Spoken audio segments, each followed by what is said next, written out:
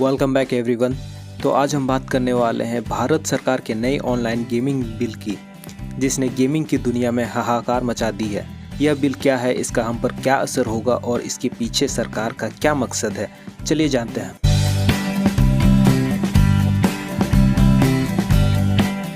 इस बिल के तहत ऑनलाइन गेमिंग को 3 कैटेगरी में बांटा गया है।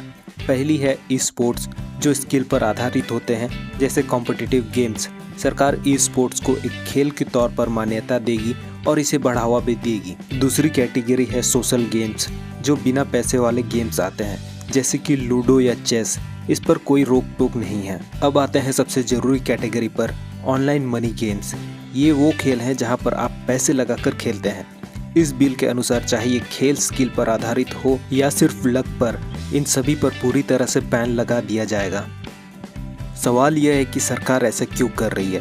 सरकार का कहना है कि ये खेल लोगों को आर्थिक और मानसिक रूप से नुकसान पहुंचा रहे हैं। कई लोग अपनी सारी कमाई इन खेलों की लत में गंवा चुके हैं, जिससे उनके परिवार में परेशानी बढ़ गई है। इसके अलावा इन प्लेटफॉर्म्स का इस्तेमाल धोखाधड़ी और गैर कानूनी लेन देन के लिए भी हो रहा है।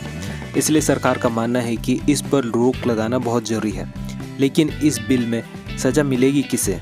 बिल प्लेयर्स को नहीं, बल्कि उन लोगों को अपराधी मानती है जो इन गेम्स को चला रहे हैं या इनका विज्ञापन कर रहे हैं। प्लेटफॉर्म चलाने वालों पर 3 साल तक की जेल और 1 करोड़ तक का जुर्माना, जबकि विज्ञापन करने वालों पर 2 साल तक की जेल और 50 लाख तक का जुर्माना है। तो फ्रेंड्स, यह था ऑनलाइन गेमिंग बिल पर एक संक्षिप्त विश्लेषण। इसका मकसद सिर्फ नुकसान पहुंचाने वाले खेलों पर रोक लगाना है, ताकि लोग सुरक्षित रहें।